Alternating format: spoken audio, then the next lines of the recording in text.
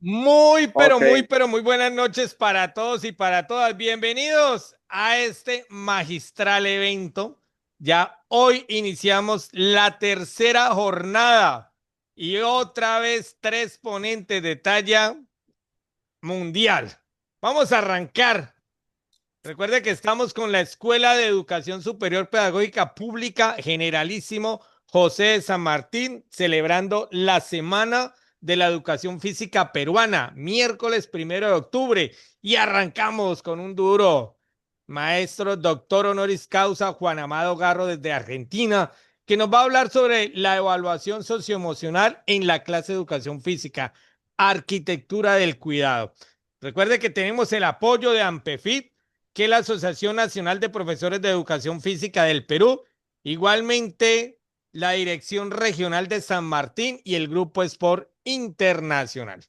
Hoy me place un gusto, vamos a darle la palabra a profe Olger para que haga la intervención. Profe Olger, le haga el ya, saludo. muy bien. ¿Me escucha? Perfectamente, profe Olger. Listo. Muy bien. Muchas gracias. A nombre de nuestra Escuela de Educación Superior Pedagógica Pública Generalísimo José de San Martín y a través de este medio, le damos la bienvenida al doctor Juan Amado Garro por esta disertación que estoy seguro va a ser de calidad. Estamos contentos, señor Hilder, porque está dando el resultado que esperábamos en nuestros estudiantes, están muy motivados y deseamos de que todos aprovechemos esto, preguntemos el momento que corresponda para que nuestra información se internalice de tal manera que podamos sacar provecho de estas magníficas intervenciones de los ponentes. Muchas gracias y bienvenido, doctor Juan Amogarro, a nuestra escuela. Bueno, quiero en ese sentido vamos a compartir la hoja de vida, el resumen de la hoja de vida de nuestro queridísimo invitado, magistral invitado. Por favor, Juan Amado, me dice si ya pantalla se está viendo ampliada. Ahí en este momento sí. Perfectamente. Juan Amado Garro de Argentina. Bueno, primero es doctor honoris causa de la Red Doctoral para la Educación Mexicana, magíster en gestión del deporte de la Universidad Sor Juana Inés de la Cruz, México, licenciado en Educación Física y Deportes de Universidad del Salvador, Argentina, profesor de Educación Física del Instituto Superior del Profesorado de Educación Física Pedro Presti Villamerced de San Luis, Argentina, entrenador mundial de atletismo de la World Athletics nivel 1 y nivel 2, entrenador de fútbol argentino, miembro de la Academia Olímpica de Argentina, miembro del Movimiento Social del Deporte de Argentina, director de estudios de nivel secundario, Instituto Fundador Don Francisco de Merlo, profesor área de educación física a nivel primario en la SEXA, Centro Educativo Francisco San Antonio, profesor área de educación física a nivel secundario, SEXA, Centro Educativo Franciscano San Antonio, coordinador del área de educación física SEXA del Centro Educativo Francisco San Antonio en los niveles de primaria y secundaria, docente nivel superior del Instituto del Profesorado de Educación Física, OPM, Padre Mario Panteleo, docente de cátedra y director pedagógico del Grupo Sport Internacional. Y nuestro lema es, a correr se dio, mi querido doctor. Bienvenido y usted ya sabe que Moyo Bamba le da la bienvenida. Gracias por la presentación. A mí me gustaría comenzar, antes de de compartir mi pantalla, me gustaría que me dejes en modo ahí de pantalla compartida donde nos podamos ver todos, porque les quiero pedir un gratísimo favor y a vos sí te voy a pedir que me des una mano y me supervises la pantalla. A mí me Hágale. gustaría que toda la muchachada pudiera encender su cámara. Tienen que tener Hágale, hágale, dos muchachones. requisitos. Dos requisitos. Estar Hágale. sentado en una silla donde se van a mover 2 o 3 minutos nada más, que es la forma de empezar la conferencia nuestra del día de hoy. Si Bueno, sucede, si vemos que los muchachos acceden a eso, con mucho gusto ahí vamos agradeciéndoles que enciendan listo. la cámara, ¿sí? De una vez te cuento, Juan Amado, todo lo que veas con la sigla EESPP son estudiantes. De primero Excelente, a décimo. Los que no tengan esa sigla son invitados de diferentes países que han llegado. Entonces, la gran perfecto. mayoría en este momento ya contamos con 70 personas en la sala y no se preocupe que llegamos a 100 y tenemos conectividad también en YouTube porque la escuela cuenta con 120 estudiantes. Entonces, por favor, prendamos la cámara, prendamos camarita que vamos a hacer actividad física. Vamos a hacer Sí, movimiento. señores. Sí, señores. La conferencia que nos atrapa hoy es la valoración o la evaluación socioafectiva en la clase de educación física, ¿no? Un formato de trabajar la cuestión emocional y qué mejor que tratar la cuestión emocional que relacionándonos. Por eso se llama arquitectura del cuidado. Entonces, le voy a pedir en la medida de lo posible que se encuentren sentados si pueden. Vamos a hacer dos cositas. Hilder va a mirar quiénes lo hacen porque yo voy a dar una lectura muy rápida. Tienen que prestar atención. Voy a leer un cuento que se llama Como perros y gatos. Y vamos a elegir que cuando yo diga gato, ustedes tienen que permanecer sentados. Y cuando digo perro, se tienen que parar. ¿Quedó claro? Si me escuchan ahí, lo vamos a intentar. Dedito arriba, usted sabe que hay una cosa de Estamos, reacción que dice dedito arriba. exactamente. Estamos a miles de Eso. kilómetros, pero lo vamos a intentar porque todo es posible. Comienzo en la cuenta de 3, 2, 1. Había una vez una ciudad en la que solo vivían perros y gatos. Durante generaciones, los perros habían habitado en una zona y los gatos en otra diferente, sin conflictos ni problemas. Pero la población de perros empezó a crecer y la de gatos también. Y como cada vez eran más, apenas había sitio para todos. Tenemos que expandirnos, dijo el líder de los perros. Propongo echar a los gatos y quedarnos con su territorio. Somos grandes y feroces, así que no nos costará mucho trabajo conseguirlo. Todos los perros estuvieron de acuerdo y así fue como empezó la guerra entre los gatos y los perros. Pero los perros siempre ganaban. Y un día los gatos dijeron, no podemos seguir peleando de esta manera. Los perros están mejor preparados, más organizados y tienen un líder, a un perro muy grande. Un gato levantó la mano y dijo, no es así de ninguna manera. Los gatos somos más fuertes que los perros. Los perros se escucharon detrás de una medianera y dijeron, los gatos nos están provocando. Sigamos con nuestra lucha, les vamos a ganar la batalla. Y eso se hizo repetidamente. Cuando se quisieron dar cuenta los gatos, estaban sitiados, encerrados en un edificio rodeado de perros. Yo voy a liderar el grupo, dijo el gato más viejo, sin que nadie dijera nada, y dijo, nos vamos a disfrazar de perros, y van a ver que cada vez vamos a ser más, y vamos a ser más fuertes que los propios perros. Los gatos fueron adelante y se cansaron de buscar a los perros provocándolos. Pero los gatos, al ver que había muchos perros, trepaban de los tejados y solo los miraban de arriba de ellos. Abrid paso a vuestros líderes, dijeron. Nada de eso pasó y los demás gatos se quedaban quietos.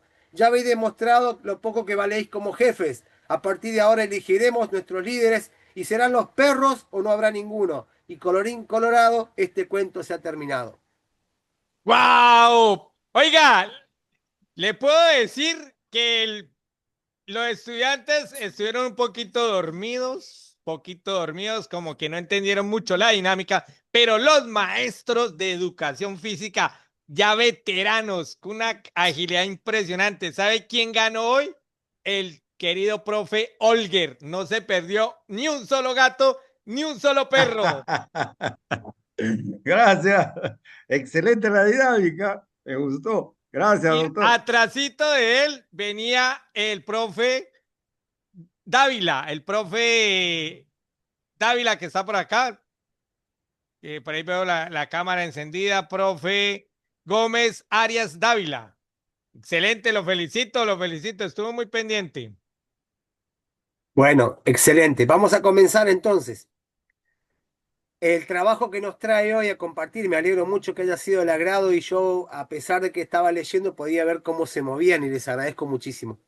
Eh, a mí me interpela fuerte la arquitectura del cuidado en los tiempos que corren y que tiene que ver en un principio con trabajar estas letras, estas palabras que puse aquí, vínculos, movimiento, infancias, motricidad. Y con ello tenemos que empezar a diseñar en la educación física moderna y actual una pedagogía del cuidado, a la que yo denomino una arquitectura del cuidado. Debemos ser verdaderos arquitectos en el trabajo que hacemos día a día con nuestros niños para que todo salga bien, para que la educación física siga cada vez fortaleciéndose muchísimo más de lo que lo hace aún hoy. Pero hay una cuestión que tenemos que trabajar y que es un repaso de la situación que tiene que ver con una situación de educación moderna, pero que parece ser que no es tan moderna porque se observan todavía algunos sesgos de un modelo prusiano de educación. Un modelo antiguo donde predominaba la disciplina, el orden, la obediencia, tal cual lo marca ahí el maestro, ¿no? En esa imagen, aulas cerradas, bancos fijos, disciplina que funcionó para lo que era la disciplina militar, para lo que era la revolución industrial, pero hoy se ha convertido en un gran obstáculo en el momento de trabajar, porque si seguimos educando en algunos lugares todavía de esa manera tan rígida, lo que estamos haciendo es evitar que los chicos se muevan. Y justamente el gran problema que tenemos hoy con los chicos es que no se mueven. Por lo tanto, hay que promover el movimiento. Entonces, hay que hablar de esto primero porque es importante para poder cambiar un poco el paradigma, que no se trata de la disciplina, que no se trata a veces del orden, ya lo vamos a ver juntos, sino que se trata del movimiento, ¿verdad? Entonces, el desarrollo integral y el movimiento van a suceder cuando nosotros generemos espacios para que lo hagan. Si no, no va a poder suceder. Y nuestro cuerpo y el movimiento, nuestro cuerpo fue diseñado desde nuestra creación para movernos, para explorar, trepar y para jugar también. Y la gran problemática actual es que ¿por qué los niños cada vez se ven casi como obligados a permanecer más tiempo quietos? El hombre, a lo largo de su historia, tuvo que fortalecerse, si pensamos en el hombre prehistórico, que tuvo que salir a cazar para alimentarse y para defenderse de las fieras que lo acosaban y lo atacaban, tuvo que tomar algunas habilidades motoras de las que ya conocemos, como correr, saltar, lanzar. Entonces, este autor, Daniel Lieberman, nos provoca con el comentario de decir que no fuimos, no evolucionamos, no fuimos preparados para estar sentados todo el día. Nosotros evolucionamos para movernos, para vivir. Conforme pasó el tiempo, el hombre fue teniendo otras posibilidades de moverse, otras posibilidades de vincularse y de conectarse. Entonces, fíjense cómo, qué importante que es traer a este tiempo estas consideraciones para llevar adelante de manera muy clara la propuesta que hoy nos convoca. Las dificultades que tiene hoy el mundo del movimiento comienzan por denominarse como las dificultades de la urbanización del juego. Y esto tiene que ver con que las ciudades que habitamos no son neutrales a lo que nos sucede. Las ciudades que habitamos, las comarcas, las regiones, los pueblos, en los estados, muchas veces atentan contra el movimiento porque hoy todo fluye en términos de rendimiento, en términos de comodidad, pero para el mundo adulto. Entonces, vamos observando, como conforme también lo marca la imagen, ¿no? Vamos observando que la situación de la urbanización del juego ha ido quedando de lado, los cuerpos cada vez son más vulnerables y los primeros que pagan el precio de todo esto son los niños. Mayores demandas de tránsito, mayor velocidad, mayor confort, mayor demanda económica, mayor inseguridad, y el movimiento va quedando en segundo plano. Entonces hay que pensar cómo diseñar desde la infancia esta cuestión urbana del juego, que no tiene que ver solamente con jugar en un parque, en una plaza. Hay muchas plazas aquí que da tristemente la imagen de que están con rejas, enrejadas, ¿no? Eso no debería pasar. Tenemos que poder repensar todo porque el ritmo y la escala del crecimiento no tendrían que ver con el adulto. El ritmo y la escala, o sea, la arquitectura del cuidado del movimiento tendría que ver con los niños, porque ellos van a ser el futuro de todo. Entonces, ¿cómo, de qué manera nosotros podemos pensar un mundo que sea amigable, que sea agradable? Hoy tenemos una altísima tasa de niñas, niños, jóvenes y adolescentes con otras discapacidades o con discapacidad, según sea el término que se usa en las diferentes regiones de las cuales estamos compartiendo hoy. O sea, ¿a qué escala se viraliza el sonido, la seguridad, el acceso, las posibilidades de explorar sin tener miedo? O sea, hay que pensar una ciudad, una ciudad, una comarca, un pueblo, que proteja el juego, que lo cuide. El movimiento debería ser algo que asombre a los niños, no que les dé temor. Conforme lo hagan, conforme puedan hacerlo, claramente van a estar trabajando en pos de el cuidado de su salud. ¿Qué parte? Hay una pregunta en el punto número 3 que me resulta muy importante, interesante para compartirles, decirles, ¿recuerdas qué parte de tu ciudad te hacía sentir un niño libre? ¿Qué parte de tu pueblo te hacía sentir un niño libre?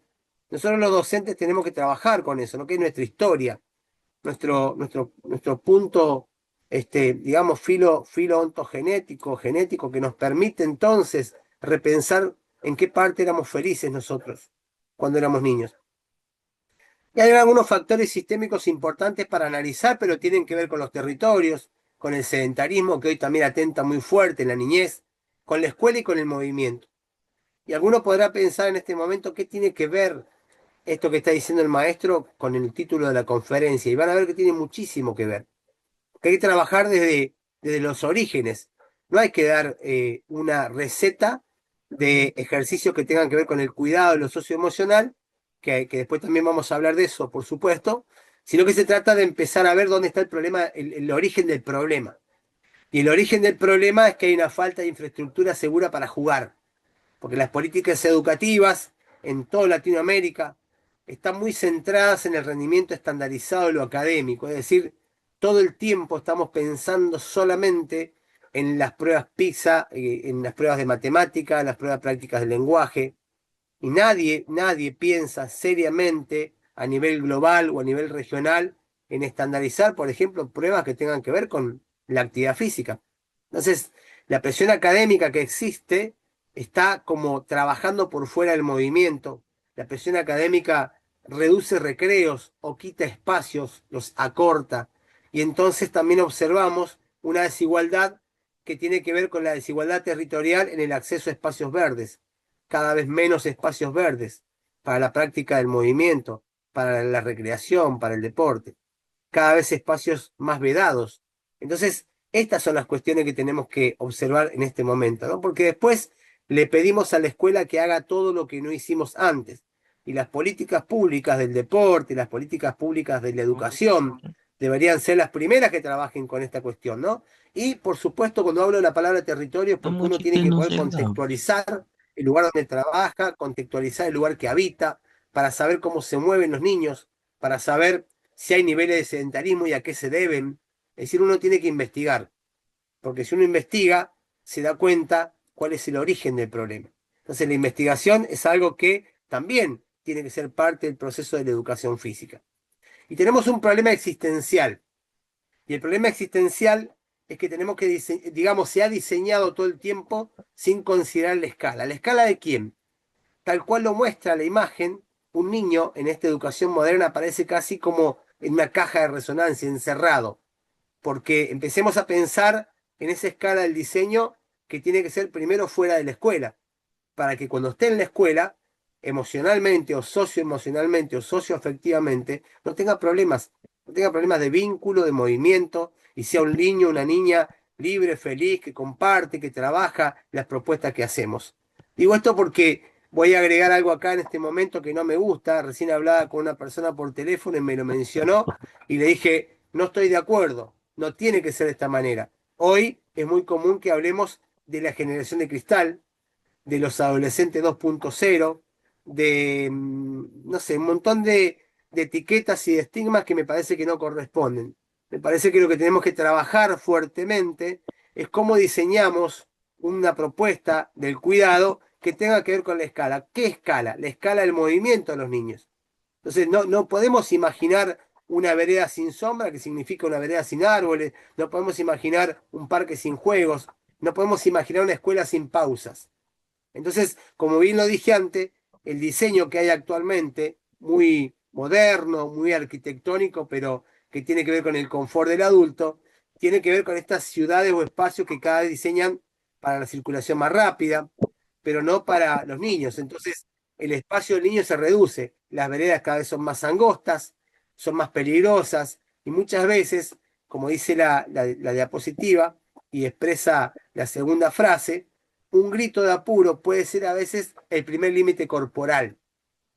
Esta palabra que acabo de decir, un grito de apuro, un grito de advertencia, puede ser el primer límite corporal y no tiene que ser de esa manera.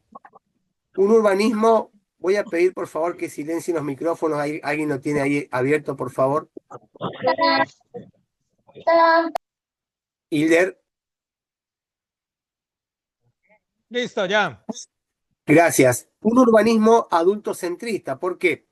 Porque la necesidad de movimiento que tiene un niño, el ritmo del movimiento, no tiene que ser controlado, no es neutral al adulto. Es decir, el adulto no puede pensar que vive en su mundo egocéntrico y que si un niño se mueve, habla, dice algo, lo tenemos que sermonear, llamarle la atención, retarlo, como decimos por acá también, y esas son formas de exclusión. Una ciudad sin niños, y esta frase le pertenece a Francesco Tonucci, que habla mucho de esto, una ciudad sin niños visibles es una ciudad que se olvida de la vida.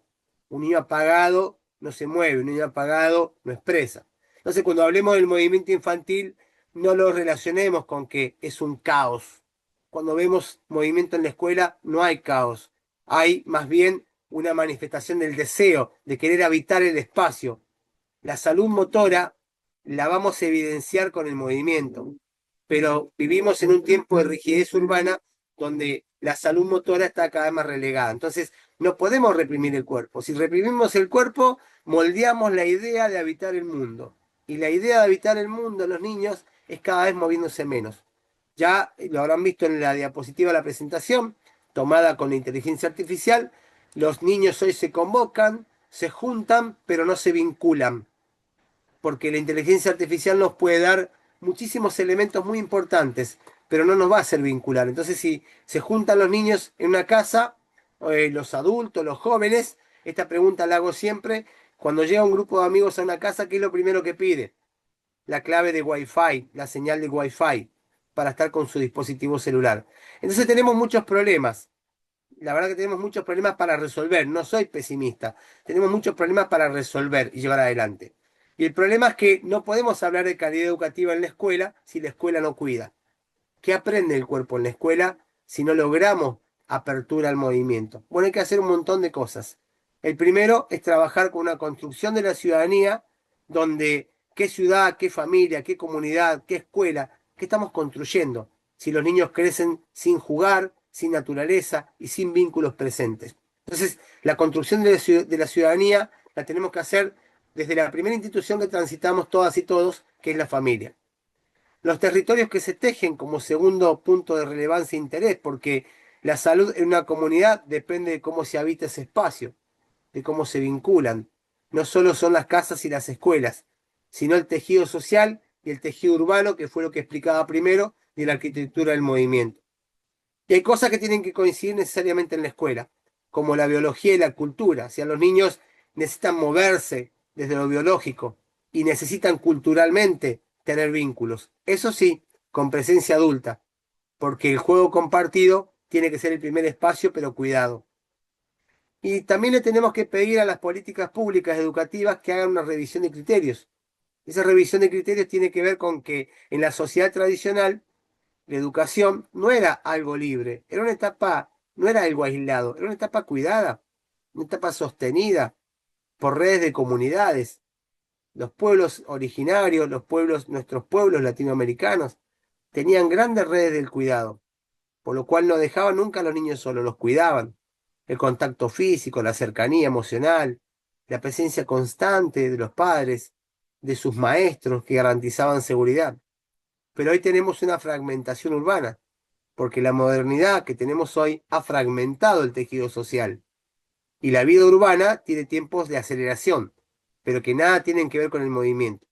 Entonces la presencia adulta cada vez es menor, la lógica del trabajo que no es tan flexible, la movilidad laboral, erosiona esos vínculos estables que tenemos principalmente en la familia, ¿verdad? Entonces, ¿qué compromiso afectivo vamos a tener con nuestros niños?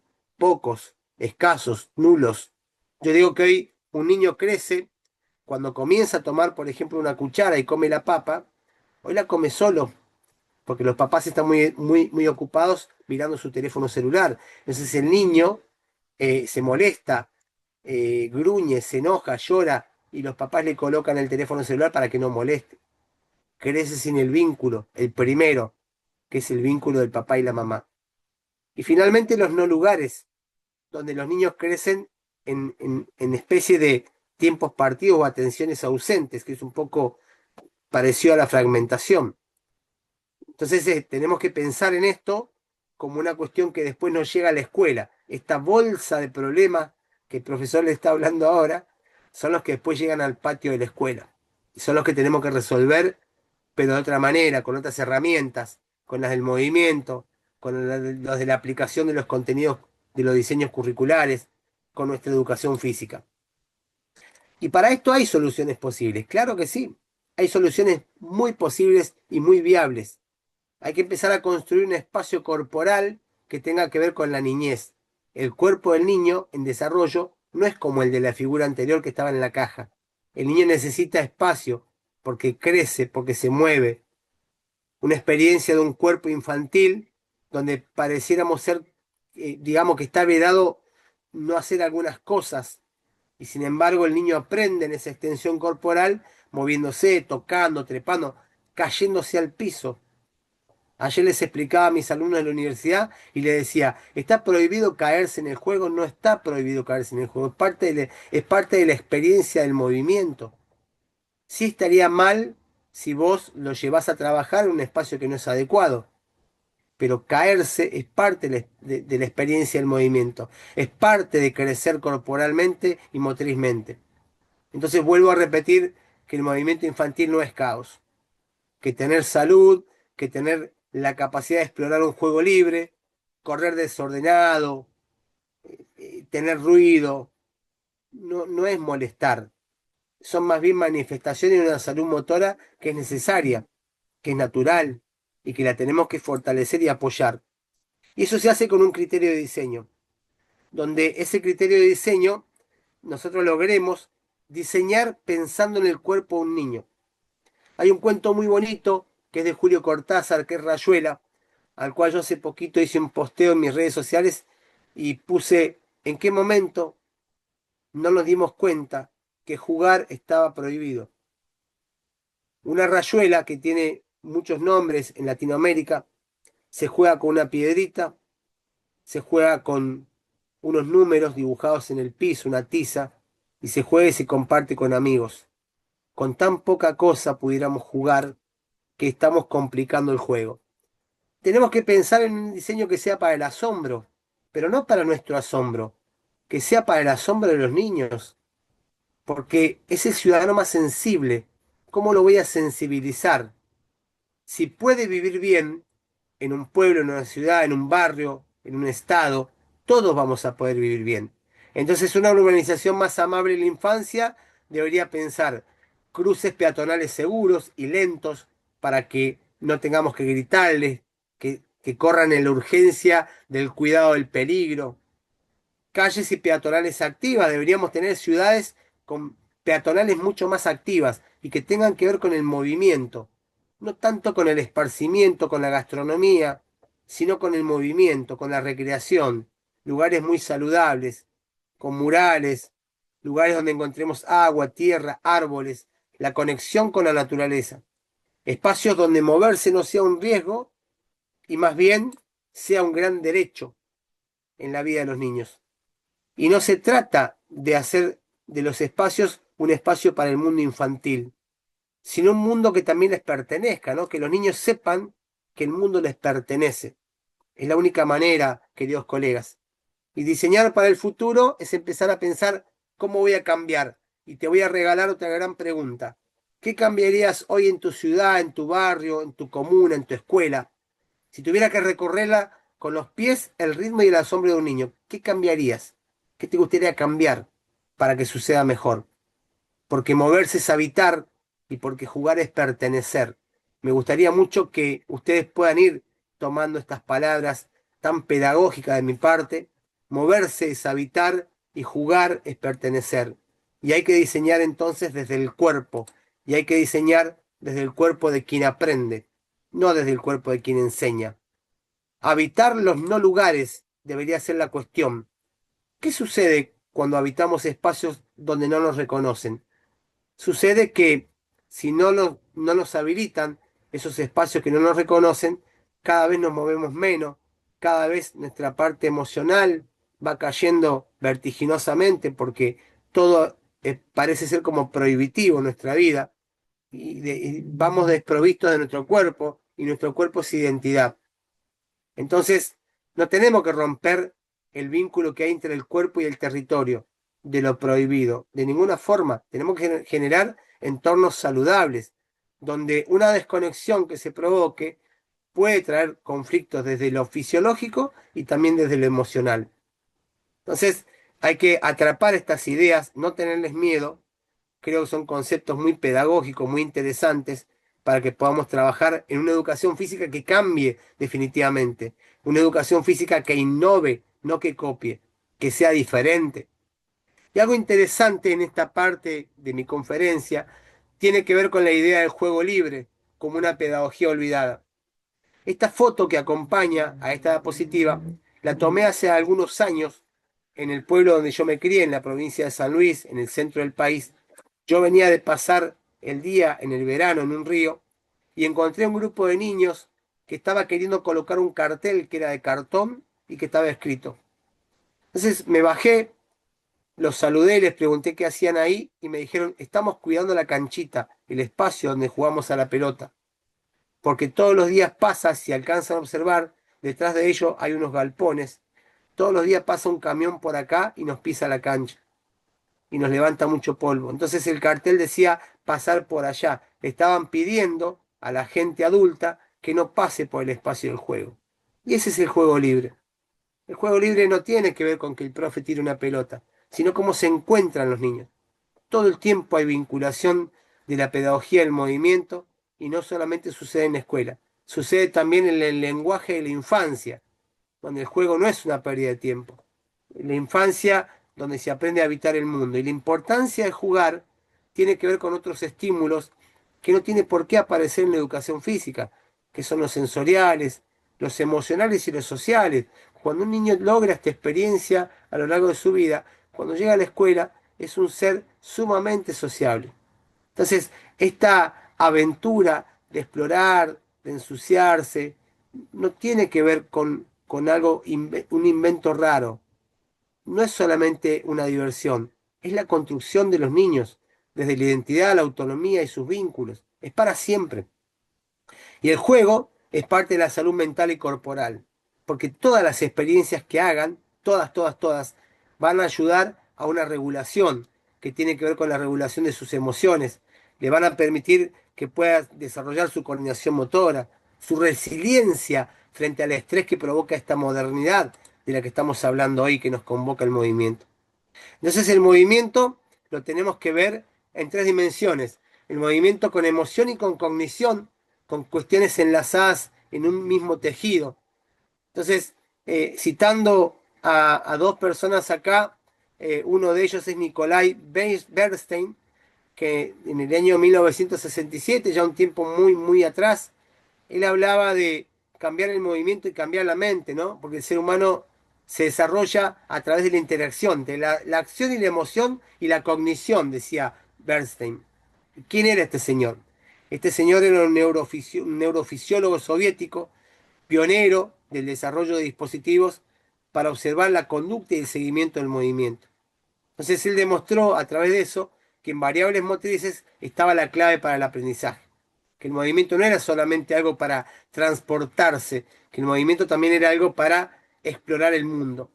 Y por otro lado, Antonio Damasio, quien escribió El error de Descartes en el año 1994, él a través de El error de Descartes nos muestra que la emoción, la razón y el cerebro humano, ¿sí? En su libro, es una cuestión de dualismo que hay entre el cuerpo y la mente. Él nos hace pensar que las emociones son procesos corporales, ¿sí? Que condicionan lo cognitivo. Totalmente de acuerdo. Porque cuando no hay posibilidad de expresar, no se aprende lo cognitivo, ¿no? ¿Cómo sigo? ¿Cómo avanzo? Entonces el movimiento tiene una virtud enorme, queridos colegas, que es la de activar permanentemente redes cerebrales, que están ligadas no solamente a procesos de repetición, ¿no? como la teoría operante de Skinner, que nos dice, viene un estímulo, hay una respuesta neurofisiológica, hay una respuesta a través de lo neurofisiológico y después hay un resultado en el proceso de la construcción de los saberes de la motricidad y del acervo motor que trabajemos en educación física. No solamente a eso, sino también a la creatividad, a la regulación emocional, porque no hay una mente sin cuerpo. No se puede pensar el diseño de una mente sin cuerpo.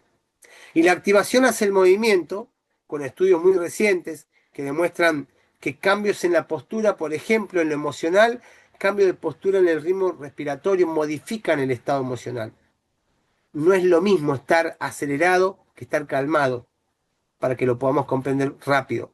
No es igual, es diferente.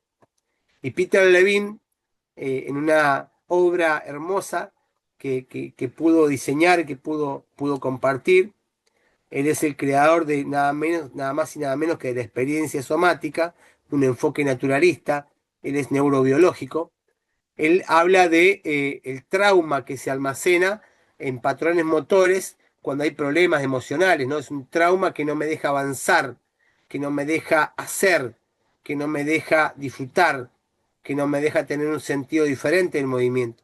Entonces él manifiesta que caminar, por ejemplo, en forma relajada, con una postura correcta, manejando el ritmo respiratorio, baja muchísimo la intensidad, la memoria del trabajo, el estrés lo reduce, como dice Bergman también. Entonces el juego motor en la infancia es fundamental, queridos colegas, para lograr creatividad y para lograr resolver problemáticas emocionales o problemas de vínculos emocionales. La cognición no solamente se trabaja en la parte cerebral, sino que tiene que haber una extensión a lo largo del cuerpo a través de la acción del movimiento. Finalmente, David Le Breton, muy conocido por nosotros, nos advierte muchísimo que el cuerpo no es un objeto, que sino más bien el cuerpo es el modo en el que habitamos el mundo. Que olvidar la dimensión que eso tiene significa que vamos a generar sujetos fuertes, pero con mentes muy rígidas. Y nosotros necesitamos una conexión mental y corporal. El cuerpo y la mente son fundamentales. ¿Y qué aspecto vamos a considerar ya entrando en el terreno de la valoración socioafectiva? Justamente la afectividad. Y una de las maneras que tenemos de traer este tema acá es de recobrar el sentido de algunos conceptos. ¿Qué es la afectividad? Y es la capacidad que tiene el ser humano de reaccionar ante los estímulos que pudieran provenir del medio externo o del medio interno. ¿Cómo reacciono? ¿De qué manera? Y esta capacidad tiene mucho que ver con un repertorio de emociones que den vuelta en su cuerpo o sentimientos a través de vivencias o el bagaje que cada sujeto puede ir construyendo, ya sea con elementos negativos o con elementos positivos.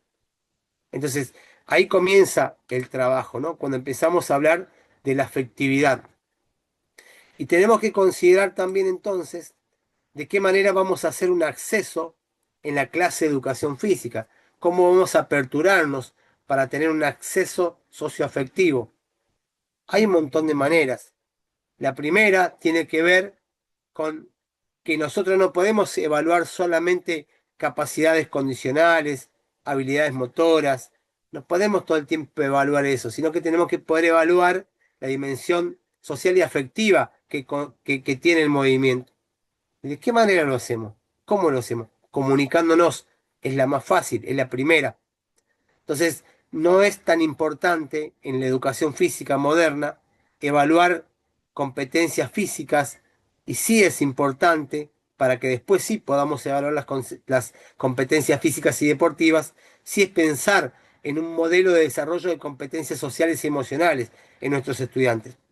Y Rodríguez Gómez, en el 2008, que cita a Cerezo, otro autor, dice que para comprender los procesos de interacción durante la clase, tenemos que tener en cuenta algunos factores, que son los motivacionales, la intención con la que los estudiantes participan y los afectos, que son aquellos sentimientos que traigo o que me incorporan en la clase.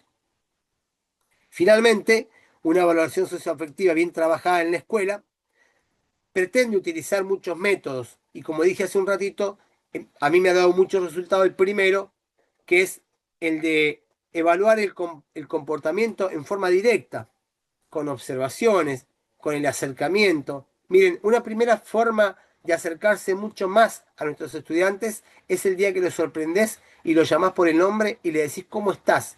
Hola, buenas tardes, ¿cómo estás? Y ese alumno va a sentir que te acercaste de otra manera hoy, diferente a la que lo hacía siempre. La evaluación por rúbricas, donde vos le enseñás cómo evaluamos por rúbrica, pero no evaluamos saberes fisiológicos, saberes de conceptos técnicos deportivos. Evaluamos esto, lo emocional, de qué manera podemos hacer una retroalimentación de nuestro trabajo de la evaluación en ese sentido. ¿Qué cantidad de métodos podemos usar? Muchísimos, los que quieran, pero hay que hacerlos. Hay que empezar a visualizarlos y hacerlos parte de la propuesta de nuestra clase de educación física.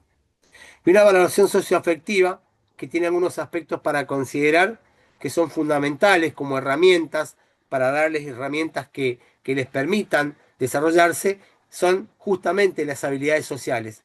La capacidad de trabajar en equipo en la clase de educación física, la capacidad de darnos cuenta que hay otro que está con nosotros, la capacidad de que interactúen entre sí, de que se vinculen entre sí.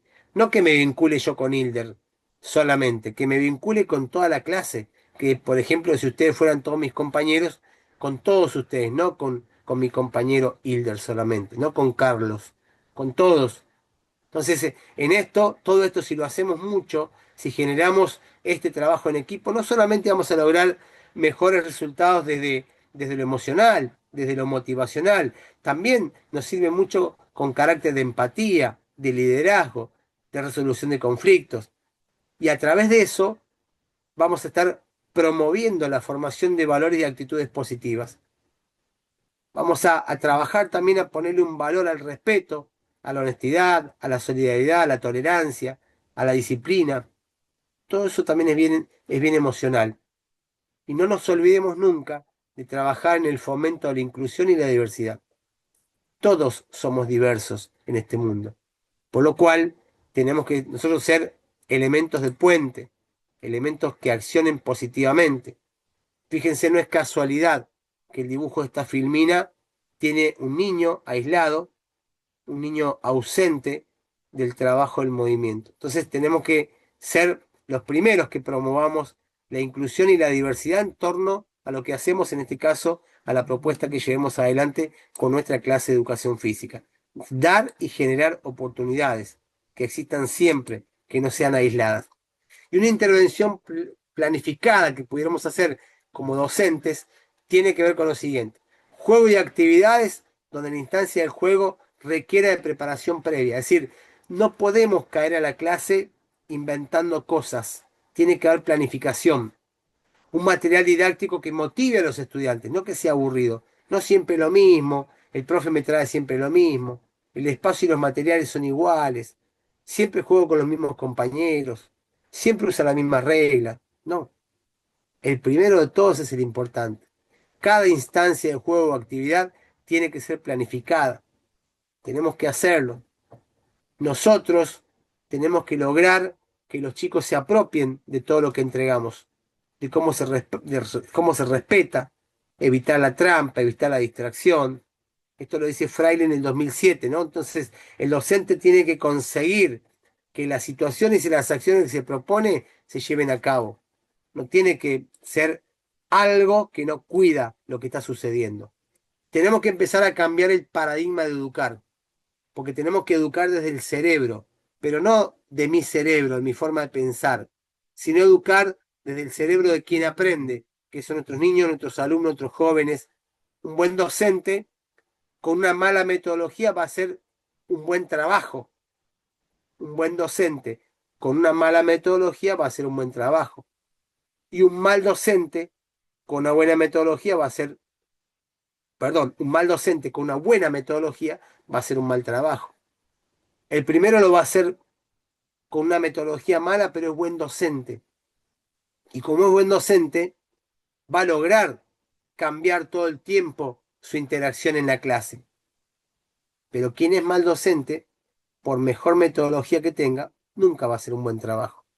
Entonces, el movimiento y la emoción y la cognición es algo que no tiene que estar aislado, tiene que trabajarse de manera junta, conjunta. Hay que avanzar en la innovación del proceso de educar en la clase de educación física. Tenemos que trabajar con otras formas de educar en la clase de educación física. Tenemos que interpelar a veces la rigidez de un diseño curricular y leerlo tantas veces donde yo encuentre la posibilidad y la necesidad para vincular de otra manera los contenidos que yo propongo, con habilidades de aprendizaje socioemocionales en la clase, siempre, donde brindemos espacios seguros, donde tengamos la posibilidad de decir patrones de violencia en la clase, no, porque también lo socioafectivo, lo socioemocional, tiene muchas veces que ver con cómo se relacionan, de qué manera, quién gobierna, quién no gobierna, a quién le decimos que sí, a quién le decimos que no. Estos conceptos vienen trabajándose de UNESCO en la pospandemia. Pero ¿saben qué? Ya cerquita de terminar, el cerebro no se enciende solamente con libros o terapias. ¿Sí? El movimiento es la pieza clave. Y acá es cuando tenemos que, pensando cuando yo comencé mi conferencia, que veíamos un grupo de niños reunidos jugando con su dispositivo celular, acá es cuando hay que pensar desde dónde. Y la modernidad nos habla de activar músculos profundos posturales que permitan más trabajo de equilibrio, de coordinación, de arrastre, de saltos, porque eso no genera solamente fuerza. La atención mejora, el lenguaje se acelera, el aprendizaje se multiplica. Y no es cualquier movimiento. Son los movimientos que despiertan la musculatura profunda postural, ¿sí? Conocida como la cadena de la postura, la espalda. Y hay mitos, porque los mitos dicen que los músculos solamente eran para tener fuerza, y sin embargo, los músculos cuando se accionan, cuando se mueven correctamente, son un laboratorio natural, porque produce químicos que van al cerebro, que permite tener mayores conexiones a través de las neuronas y mayores respuestas al estímulo del movimiento. Entonces, el movimiento enciende además también al cerebro. Saltar sobre un pie, jugar con equilibrio, arrastrarse, todas las actividades que hagan de moverse son pieza clave, ¿sí? Para accionar el movimiento. Y hay que hacer activaciones profundas, conexiones cerebrales más fuertes, apoyar el desarrollo de la atención, potenciar el trabajo del aprendizaje. Digo que el músculo profundo postural tiene que ver con esa cadena del lo tónico postural, ¿no? La musculatura que permite la estabilidad, estar de pie, músculos profundos del tronco, músculos de estabilización de la pelvis, músculos paravertebrales, diafragma, suelo pélvico. Hay que moverse, hay que moverse. Y el Doctor movimiento Juan no tiene que ver Amado, con estructura rígida. Sí, 5 minutos, doctor. ya, estamos terminando. Entonces, ya para ir al final, la pregunta es, ¿somos capaces de reposicionar nuestra mirada en torno a la actividad que nos ocupa? Miren, acá les dejo un compromiso. Buscamos un profesor comprometido para un cambio en la educación, que tenga tres cualidades: empatía, motivación y acción. Y nos vamos rapidito a la empatía, porque la empatía, la primera empatía tiene que ser la del profe. El profe tiene que ser quien sea capaz de ponerse siempre en la piel del otro, escuchando, interviniendo, alentando. El profe siempre con disponibilidad funcional y emocional para prestar atención. No juzgar, no evaluar juzgando. Prestar atención, mostrar interés, empatía profunda siempre. Y sobre todo a la discapacidad, por favor, ¿sí? La segunda, la motivación, porque la motivación es el afán de superación de cualquiera, dar apoyo afectivo y emocional siempre, confiar y desarrollar nuestra responsabilidad profesional. Nosotros no somos quienes tiramos una pelota, somos profesionales de la educación física. Y finalmente la acción, actuar con naturalidad, prestar ayuda directa, escuchar con atención, pedirle su opinión a tus alumnos, respetar sus decisiones, compartir con ellos tus historias, que sos importante para ellos, hacerlos partícipes, disfrutar de su compañía, mostrarles que pueden confiar en vos, aunque no te necesiten. Generá vínculos. Esa es la manera. Muchísimas gracias. Finalmente comparto una frase de Paulo Freire que dice: saberes y virtudes deben ser creadas, inventadas por nosotros. Nadie nace generoso, crítico, honrado o responsable. Nosotros nacemos con estas posibilidades, pero tenemos que crearlas, desarrollarlas y cultivarlas en nuestra práctica cotidiana. Así que ahí dejo mis contactos, mis redes sociales. Yo voy a estar siempre muy gustoso de poder responderles a cualquier inquietud, a cualquiera sea. Voy a dejar de compartir la pantalla y espero, como dije al principio, haber estado realmente a la altura de las circunstancias. Muchas gracias. Démosle ese fuerte aplauso virtual a nuestro querido doctor Juan Amado Garro de Argentina. Wow, mi doctor, espectacular. Nos quedan 5 minuticos para preguntas. Mire, no tiene sino aplausos. Me imagino que usted está viendo la pantalla. Aplausos, aplausos, aplausos. Tenemos 100 personas en sala, sala totalmente llena y 20 personas conectadas en YouTube, maestro. 120 personas, maestro. Estamos con el total de los estudiantes. Bueno, más muchos invitados que vienen por ahí. También darle un saludo especial a mi querido doctor Ángel Gutiérrez Torrent, que ha estado muy, muy piloso de eso. Y bueno, también tenemos nuestro siguiente invitado, querido Magíster Germán Preciado Mora, también está por acá. Pero aprovechemos, nos quedan 5 minuticos. Voy a abrir los micrófonos en este momentico. Si alguien quiere hacer alguna pregunta, aproveche que no nos quedan sino 5 minuticos de preguntas. Levantemos la mano o puede abrir el micrófono, no hay ningún problema. Tienen la disposición para que puedan abrir su micrófono y no necesariamente una pregunta, pueden dar agradecimientos, pueden dar sus opiniones. Juan Amado es una persona muy abierta, muy complaciente, servicial, ¿no? Un humano de esos inigualables. Entonces, aprovechemos que nos quedan unos minuticos, por favor. Nos quedan 5 minuticos. Profe Olger, cuénteme, ¿qué tal le ha parecido hasta el momento lo que ha escuchado el doctor Juan Amado Garro? Ah, bueno, gratamente sorprendido, definitivamente. Es un tema importante que a veces no lo consideramos a cabalidad realmente. Ha aperturado una nueva forma de pensar respecto a este tema socioafectivo y bueno, nos genera inquietudes que seguramente tendremos que indagar, investigar. Y eso es lo bueno, que hay una motivación ahí intrínseca de tal manera que nos genere toda esa situación de indagación. El doctor nos habló sobre cómo evaluar el aspecto socioafectivo. En esa línea quisiera preguntarle, ¿qué hay que ver, o sea, en el aspecto específico, para evaluar esos aspectos socioafectivos? ¿Qué se ve? En, no sé si llamarle criterios, evidencias, para yo evaluar esos aspectos socioafectivos. Y agradecerle de sobremanera al doctor y bueno, muchas gracias a nombre de nuestra escuela, doctor. Bienvenido a Moyobamba, como siempre. Bien, muchas gracias, Olger. Muy amable, muy agradecido. Y si bien usamos la palabra evaluación de lo socioemocional, yo más bien diría que hay que estar muy, muy activo e interesado con esa parte, porque esa evaluación la tiene que hacer el docente para sí mismo. Nosotros acá en la Argentina tenemos un nuevo régimen académico que nos interpela a evaluar en la escuela secundaria 4 momentos del año. 2 momentos son para avisarle a los padres de familia cómo vienen con el curso de la materia que es educación física, y 2 momentos son para calificar con números. Entonces yo, cuando tengo los momentos del informe de avance, me entrevisto personalmente con cada alumno, personalmente con cada uno, y lo primero que les pregunto es cómo se sienten, cómo, cómo yo los veo como profesor. Y donde más evaluación socioemocional hago es en los alumnos que no vienen a clase, que tienen muchas inasistencias, los alumnos que no los veo que participan mucho de la clase. Les pregunto si fuera de la escuela hacen alguna actividad.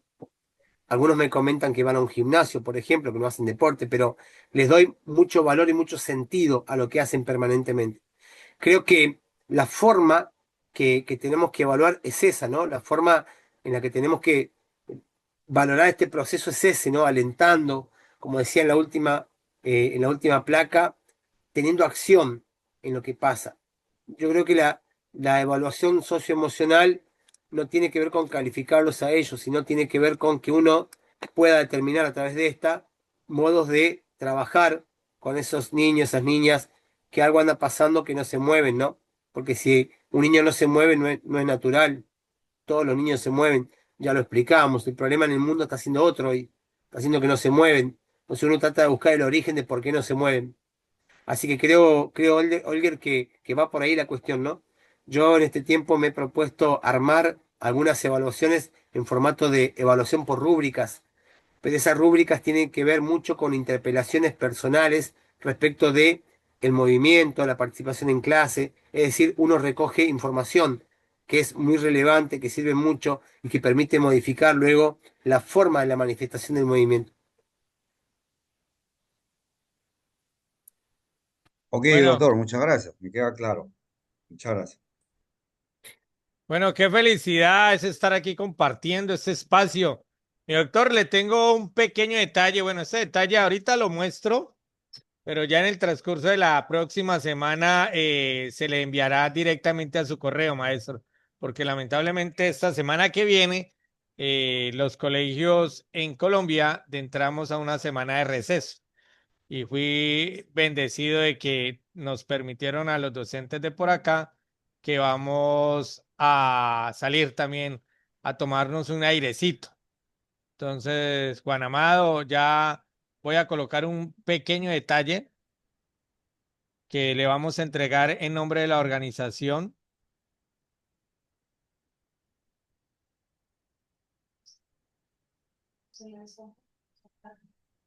Vamos a cambiar de aquí.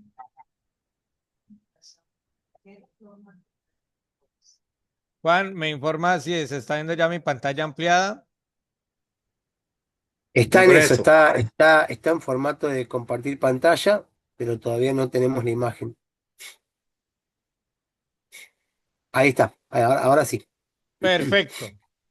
Escuela de Educación Superior Pedagógica Pública Generalísimo José de San Martín del Perú otorga el reconocimiento a Juan Amado Garro de Argentina por su participación en la Semana de la Educación Física Peruana del 29 de septiembre al 3 de octubre del 2025 de 19 horas a 22 horas con su conferencia magistral titulada Evaluación Socioemocional en la clase de Educación Física, Arquitectura del Cuidado, dado en la ciudad de Moyobamba, región de San Martín, Perú, el primer día del mes de octubre del 2025, firman Magíster Odidaldo Rojas González, director general, Escuela de Educación Superior Pedagógico Público, Generalísimo José de San Martín, y Sigifredo Daniel Puelles Méndez, presidente de la Asociación Nacional de Profesores de Educación Física del Perú, con apoyo del Grupo Sport Internacional. Démosle ese fuerte aplauso a nuestro queridísimo maestro. Muchísimas gracias. Profe, regálenos ya el mensaje para cerrar. Juan Amado, un Bueno, mensajito para que cerremos. sí. Sí, un mensaje para cerrar. Bueno, yo muy agradecido de estar acá hoy con todos ustedes. Por ahí me hubiese quedado, como vos decías, en aras del tiempo no se puede, pero me hubiese quedado encantado de despertar alguna curiosidad por esto. A mí me voló mucho la cabeza la idea de pensar a futuro cómo tenemos que cuidar el movimiento. Hay que hacer una arquitectura urgente. Yo a veces tengo la tristeza de que los profes se quejan mucho de los niños, que son vagos, que son haraganes, que no les gusta, que no hacen. Como te dije, usamos mucha etiqueta y no me gustaría que así sea, ¿no? Le pregunté, para cerrar, le pregunté a un alumno de la universidad, ¿qué recordás vos de tu clase de educación física en la escuela primaria? Y me dijo, un juego que se llama El Delegado. Miré a otro y le pregunté, ¿qué recordás vos de tu clase de educación física en la secundaria? Y me dijo que el profesor nos tiraba la pelota y jugábamos al fútbol. Yo creo que nosotros tenemos que ser agentes de cambio permanente, que no tenemos que quedarnos en eso. Hoy la humanidad nos necesita muchísimo. La educación física es algo central, te diría, en el movimiento escolar y no podemos quedarnos en las puertas de eso. Hay que capacitarse, hay que aprender, hay que trabajar con propósito, acción y finalmente les regalo algo que llevo en 27 años de mi vida. Hay que trabajar con pasión por lo que te gusta. Aquí en mi casa saben que amo a mi familia, pero que tengo un amor incondicional que es la educación física. Así que hoy me siento honrado de estar con ustedes acá. Les mando un fuerte abrazo a la distancia, gracias por el tiempo. Hilder, hermano querido, gracias por la invitación como siempre. Te agradezco de corazón y siempre a disposición. Un fuerte abrazo para todos. Bueno, disponga a cerrar en este